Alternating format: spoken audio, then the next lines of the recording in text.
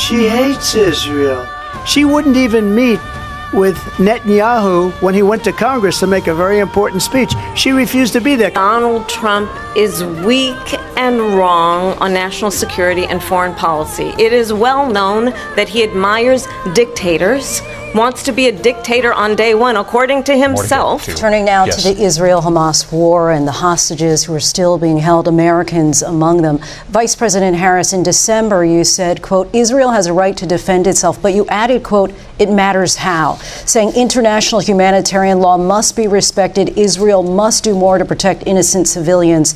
You said that 9 months ago. Now an estimated 40,000 Palestinians are dead. Nearly 100 hostages remain. Just last week, Prime Minister Benjamin Netanyahu said there's not a deal in the making. President Biden has not been able to break through the stalemate. How would you do it? Well, let's understand how we got here. On October 7, Hamas, a terrorist organization, slaughtered 1,200 Israelis. Many of them young people who were simply attending a concert. Women were horribly raped. And so absolutely, I said then, I say now, Israel has a right to defend itself. We would. And how it does so matters. Because it is also true, far too many innocent Palestinians have been killed. Children, mothers. What we know is that this war must end.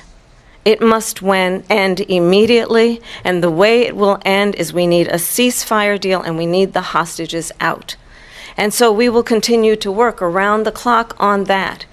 Work around the clock, also understanding that we must chart a course for a two-state solution.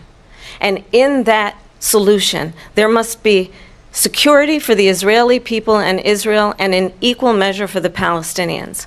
But the one thing I will assure you always, I will always give Israel the ability to defend itself, in particular as it relates to Iran and any threat that Iran and its proxies pose to Israel. But we must have a two-state solution where we can rebuild Gaza, where the Palestinians have security, self-determination, and the dignity they so rightly deserve. President Trump, how would you negotiate with Netanyahu and also Hamas in order to get the hostages out and prevent the killing of more innocent civilians in Gaza? If I were president, it would have never started.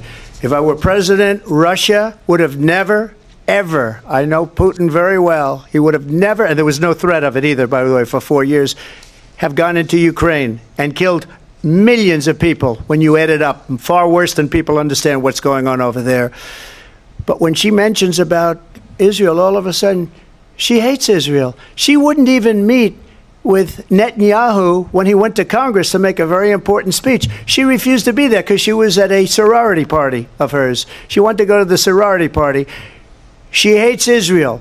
If she's president, I believe that Israel will not exist within 2 years from now. And I've been pretty good at predictions, and I hope I'm wrong about that one. She hates Israel. At the same time, in her own way, she hates the Arab population because the whole place is going to get blown up. Arabs, Jewish people, Israel will be gone.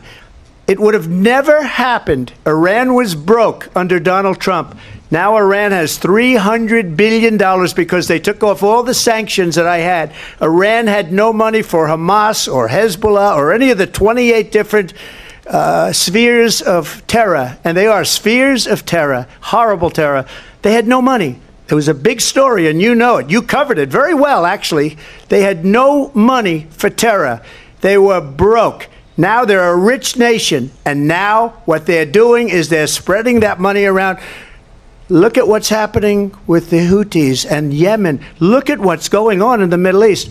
This would have never happened. I will get that settled and fast, and I'll get the war with Ukraine and Russia ended.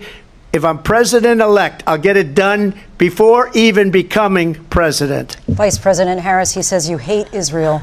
That's absolutely not true. I have my entire career and life supported Israel and the Israeli people. He knows that. He's trying to, again, divide and distract from the reality, which is it is very well known that Donald Trump is weak and wrong on national security and foreign policy. It is well known that he admires dictators, wants to be a dictator on day one, according to himself. Got you the best part.